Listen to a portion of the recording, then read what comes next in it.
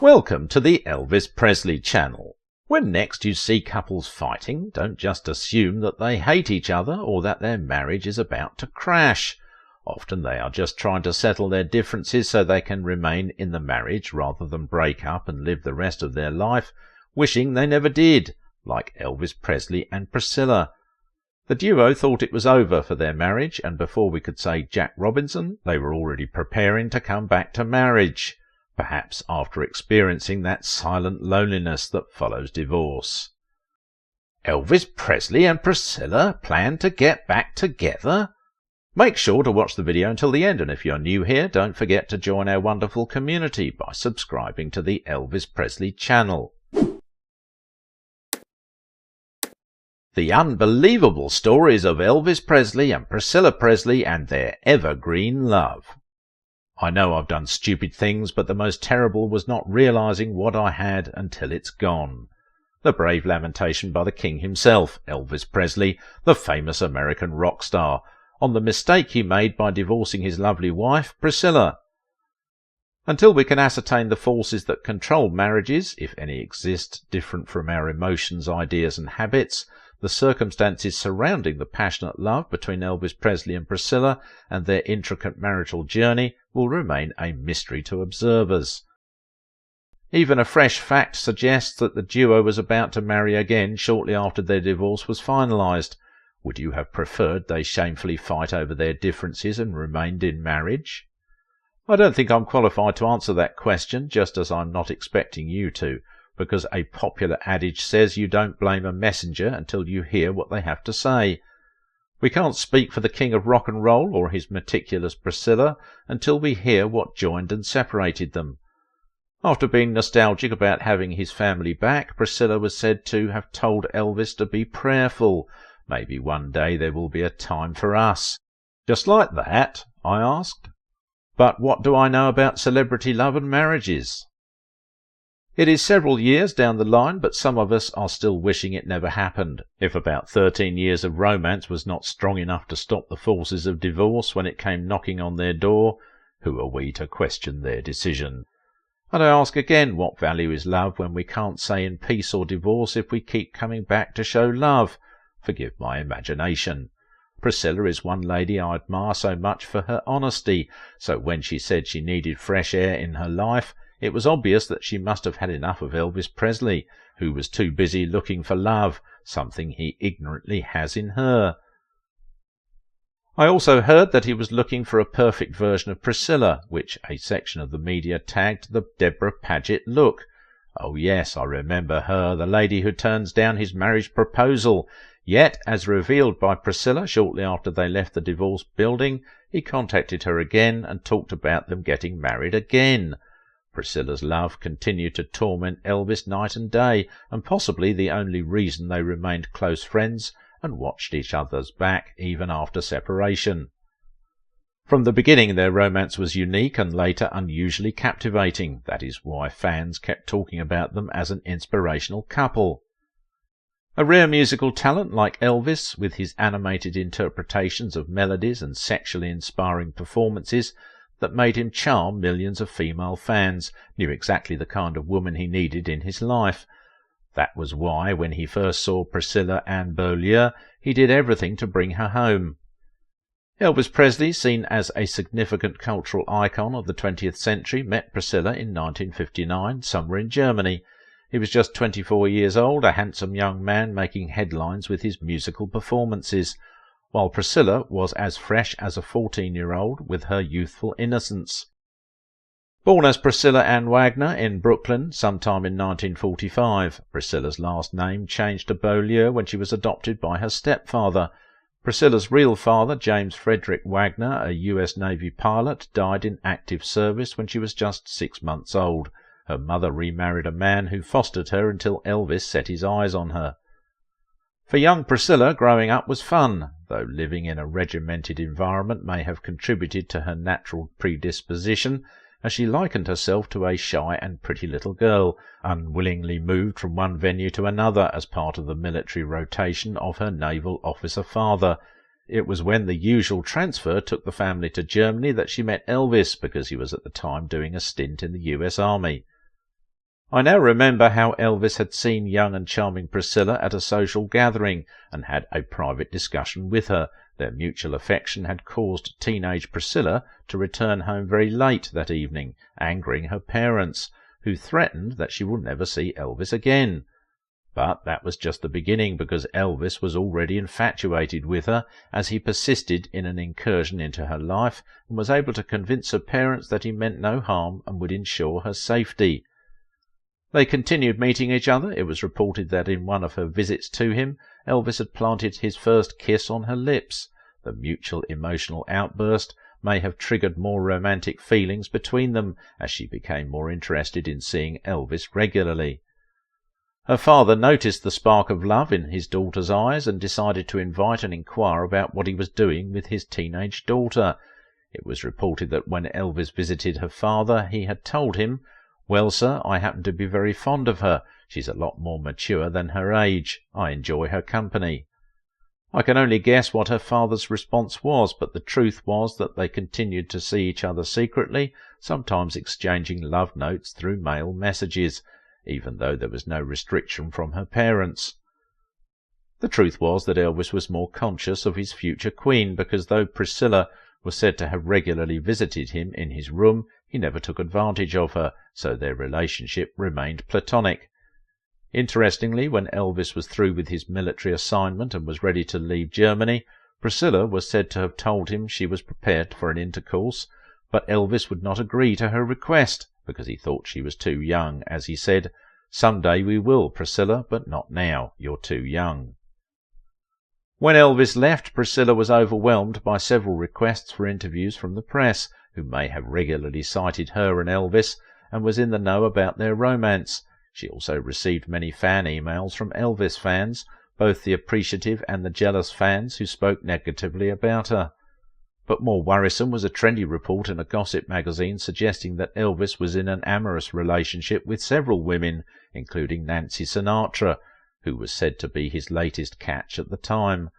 So Priscilla was convinced that her romance with Elvis may have come to an end. But that would not be, as they find a way to remain in contact and kept exchanging messages until the summer of 1962, when Priscilla's parents agreed to allow her to go on a 2-week visit to Elvis, on his request, but under a very strict condition. Elvis was made to fly her on a first-class trip and to send messages every day to her parents during the visit, and everything went as planned, further convincing her parents that she was safe with him.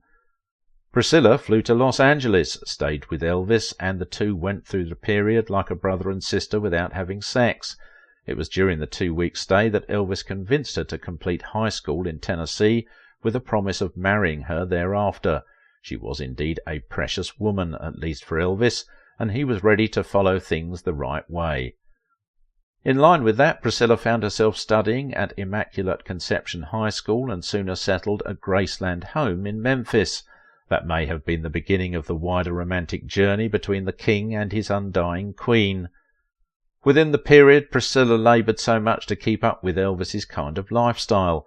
At one point she was said to have taken for the first time amphetamines and sleeping pills because of the new lifestyle she found herself in. With his promise to marry her and her parents agreeing to his proposition, it is only natural that she lived and did things that favoured him, and was with him almost all the time and soaking up all the pressures from Elvis's growing popularity. Even though Priscilla was willing to join him in Hollywood, Elvis, who may have been very protective at the time, would not allow her in. But he was frolicking with several co-stars and lots of rumours travelling through the gossip media to the public about his philandering.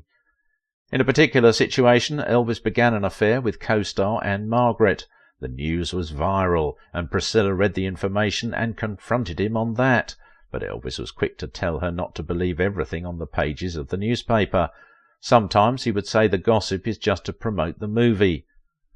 Humble and obedient Priscilla believed and had faith in almost everything he said, even as he continued sleeping with more Hollywood leading ladies and co-stars, and every time denying it ever happened.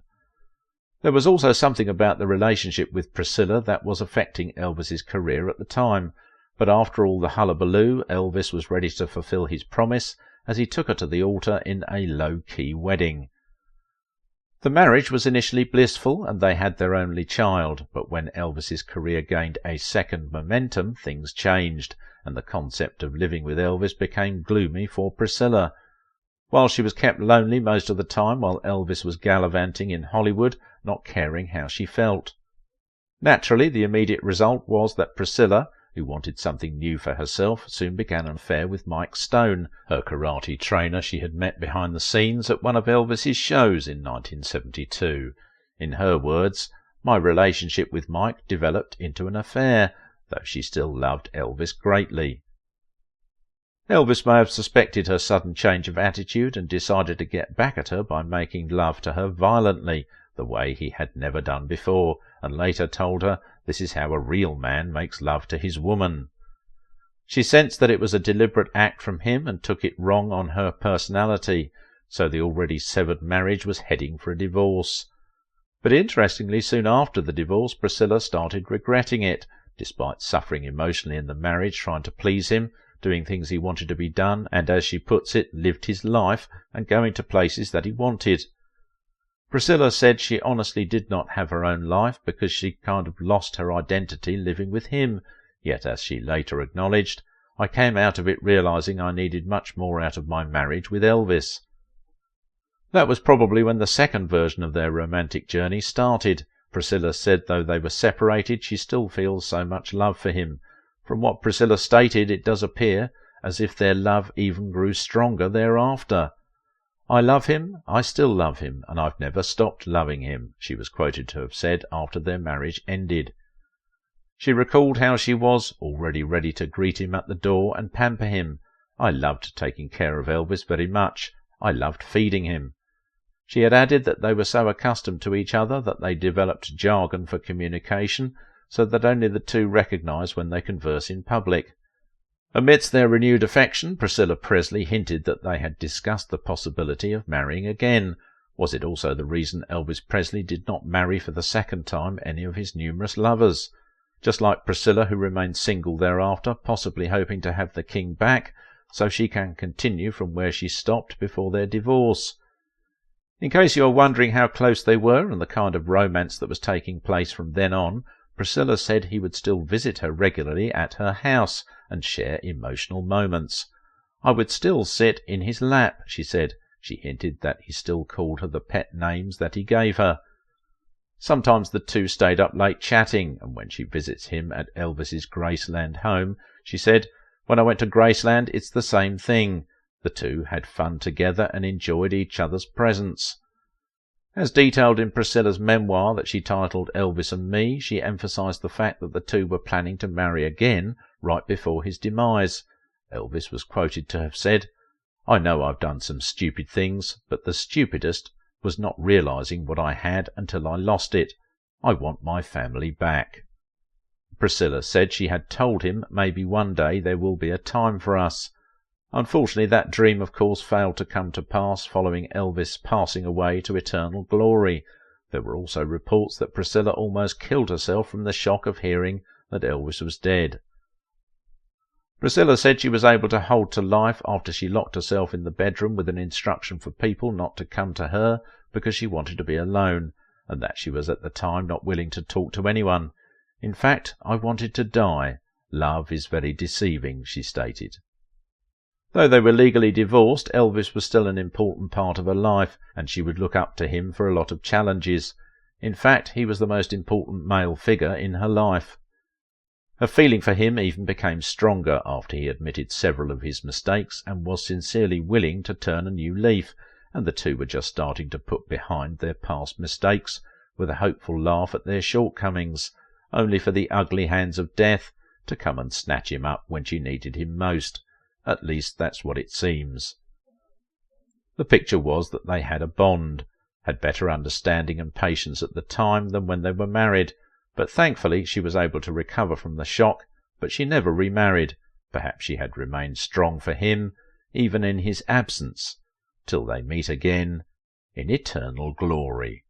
It's hard to say what would have happened if, but we can answer one thing. Who would be better with Elvis? Priscilla Presley or Deborah Paget? Watch this video.